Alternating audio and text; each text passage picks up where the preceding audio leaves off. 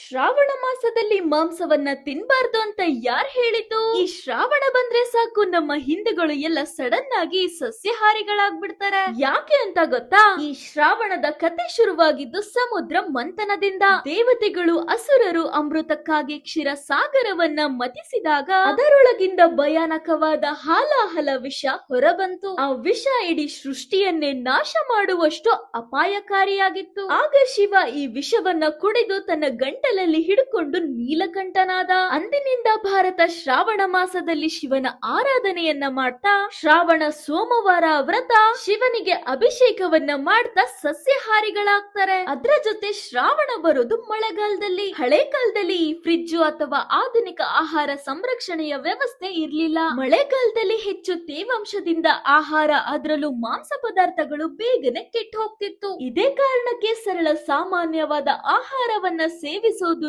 ಯೋಗ್ಯ ಅಂತ ಹೇಳ್ತಾರೆ. ಇನ್ನ ಆಯುರ್ವೇದದ ಪ್ರಕಾರ ಮಳೆಗಾಲದಲ್ಲಿ ಜೀರ್ಣಕ್ರಿಯೆ ಸ್ವಲ್ಪ ನಿಧಾನ. ಹಾಗಾಗಿ ಈ ಶ್ರಾವಣ ಮಾಸದಲ್ಲಿ ಸುಲಭವಾಗಿ ಜೀರ್ಣವಾಗೋ ಆಹಾರ ಪದಾರ್ಥಗಳಿಗೆ ಮಹತ್ವವನ್ನ ಕೊಡ್ತಾರೆ. ಇನ್ನೊಂದು, ಈ ಮಳೆಗಾಲದಲ್ಲಿ ಅನೇಕ ಜಲಚರಗಳ ಹಾಗೆ ಪ್ರಾಣಿಗಳ ಸಂತಾನೋತ್ಪತ್ತಿ ಹೆಚ್ಚಾಗಿರುತ್ತೆ. ಈ ಸಮಯದಲ್ಲಿ ಅವುಗಳನ್ನ ಹಿಡಿದು ಬಲಿ ಕೊಟ್ರೆ ಪ್ರಾಣಿ ಸಂತತಿ ಕಡಿಮೆ ಆಗುತ್ತೆ ಅಂತ ಸುಮಾರು ಕರಾವಳಿ ಪ್ರದೇಶಗಳಲ್ಲಿ ಮೀನುಗಳನ್ನ ಹಿಡಿಯೋದನ್ನ ಕೂಡ ನಿರ್ಬಂಧಿಸ್ತಾರೆ. ಶ್ರಾವಣ ಅಂದ್ರೆ ಕೇವಲ ಆಹಾರವನ್ನ ಬದಲಾಯಿಸೋ ತಿಂಗಳಲ್ಲ, ಇದು ಭಕ್ತಿ, ಆರೋಗ್ಯ, ಋತುಚಕ್ರ ಹಾಗೆ ಪ್ರಕೃತಿಯ ಜೊತೆಗೆ ಹೊಂದ್ಕೊಂಡು ಬದುಕೋ ನಮ್ಮ ಹಿಂದೂಗಳ ಪರಂಪರೆ. ನೀವು ಕೂಡ ಶ್ರಾವಣದಲ್ಲಿ ಸಸ್ಯಾಹಾರಿಗಳಾಗ್ಬಿಡ್ತೀರಾ? ಹಾಗಾದ್ರೆ ಎಸ್ ಅಂತ ಕಮೆಂಟ್ ಮಾಡಿ. ಹಾಗೆ ಈ ತರ ಮೋರ್ ಇನ್ಫಾರ್ಮೇಟಿವ್ ವಿಡಿಯೋಸ್ಗೆ ನನ್ನ ಚಾನೆಲ್ ನ ಸಬ್ಸ್ಕ್ರೈಬ್ ಮಾಡೋದ್ ಮರಿಬೇಡಿ.